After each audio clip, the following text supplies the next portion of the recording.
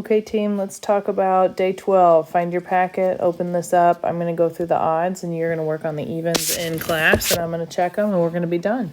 I'm going to start with number one.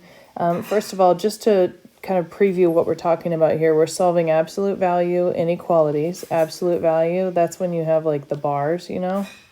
And what inequalities means is like the greater than or less than signs, or they could also have the equals with them. And today we're going to be focusing mainly on the less than or equal to problems. So this is what absolute value is. This is what an inequality is. And today we're talking about the shading left situation, less than. But first of all, let's just practice a couple of what we talked about in class yesterday. When I plug in -8 right here, I get 3 times -8 greater than or equal to 24. So I'm just plugging in the -8 right here. When I do 3 times -8, I get -24. And remember, the absolute value of a negative number is the positive number. We did these in class yesterday. So remember, -24 happens to be greater than or equal to, this is the important part, the equals part, because it is equal to 24. Let's look at number 2. I'm going to plug in 2 right here. Again, if I go too fast, you guys know, pause the video and finish copying. I'm not trying to make some long video, right? Okay.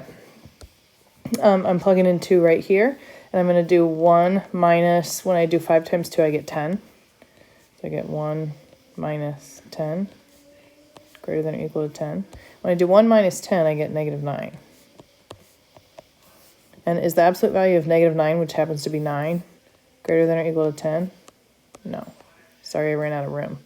But the absolute value of -9 is 9, and that is not a greater than number than 10. Remember, the alligator mouth wants to eat the bigger number, so this is false. Here, the alligator mouth, well, they're equal, so this bar here is important, so that's why that one was yes.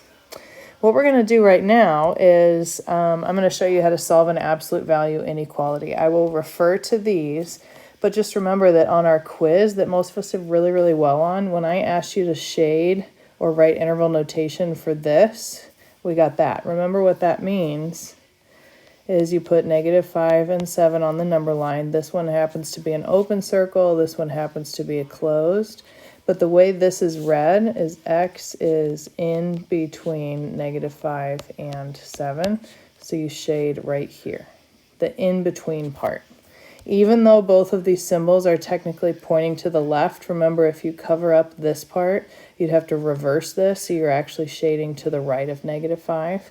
I talked in class with a bunch of you about that, but just read this exactly the way that it is. The x is in between these two numbers, therefore we shade in between these two numbers, and this is how you write your interval notation. Give me a hot second, I'm just going to go through a couple odds. What we're going to do for this is we're going to drag this over here and write -7, and I'm going to keep the symbol pointing the exact same way. This is how you're going to do all the ones that have a less than or a less than or equal to symbol, okay? And so now I'm going to solve this equation. -7 less than x plus 4, I'm dropping the bars now, less than 7. You know how to solve an inequality that has 2 of them that's all smushed together like this. Remember when we were solving absolute value problems with equal signs here, we would use +7 and -7. That's kind of exactly what we're doing here, but because this symbol is pointing to the left, I'm also going to copy this symbol here with the -7. Now all I have to do is subtract 4 from everywhere. Remember what we kind of have here is a double equation. So I'm going to cancel those out. I just have x in the middle. Keep your symbols. Don't change them into equal signs. Keep them as less than symbols. When I do -7 minus 4, I get -11. And when I do 7 minus 4, I get 3. And so that means I'm going to put -11 on the number line and 3. These are both open circles. And remember, this means shade in between. And the way I write my interval is parentheses for both of them. I'm not using the infinities because I'm not shading to the right or to the left. I'm just shading in between these two numbers, so that's how you write your interval. Let's try a couple more. These go pretty quick. I'm going to bring this 40 onto this side, and I'm going to write -40. Keep the symbol the same way, -5x plus 5. So notice how this symbol is the exact same everywhere. The 40 stays here, and this comes over here as a negative. And you keep it all lined up together. So now what I'm going to do is try and get the x by itself. So I'm going to subtract 5 from everywhere.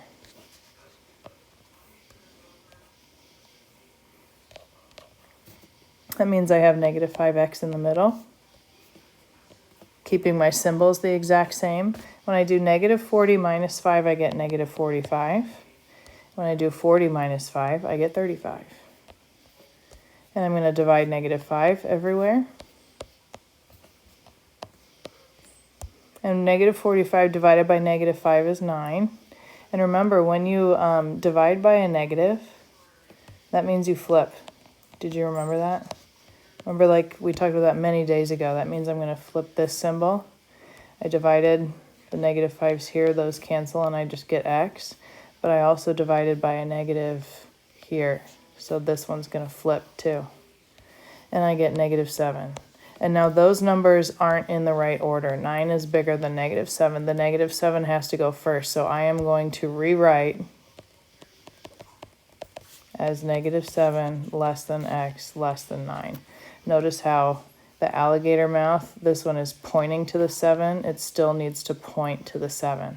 This one is eating the 9. It still needs to be eating the 9. So if you're going to rewrite this, this is a kind of a tricky one. You have to make sure that you flip everything so that these numbers are in the right order. I'm going to shrink this a little bit so that I can now put those numbers on the number line.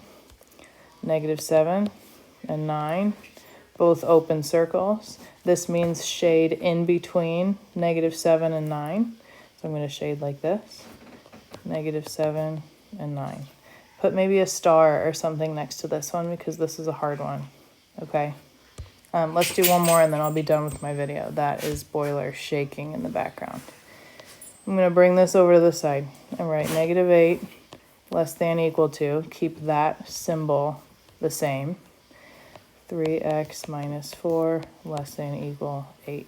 So basically you're like copying this, but also bringing this over to this side with a negative sign.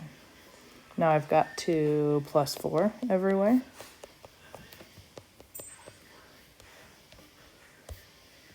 That cancels my 4's and I got 3x. So whatever this symbol is, see how it has the equal bar? This is the first one that has the equal bar. It just stays through the whole problem. Okay, I did 8 plus 4 is 12, and negative 8 plus 4 is negative 4. Now I'm just going to divide 3 everywhere. And yeah, that's going to stay a fraction. I know you're going to hate that, but it's okay. Negative 4/3. Just leave it as a fraction. It's also negative 1 1/3. These happen to both be closed circles. And we're going to shade in the middle. And that means that in this case I have brackets because they're closed circles. Okay? Great job, you guys. Let's work on the odds. Ask me some questions. Love you all.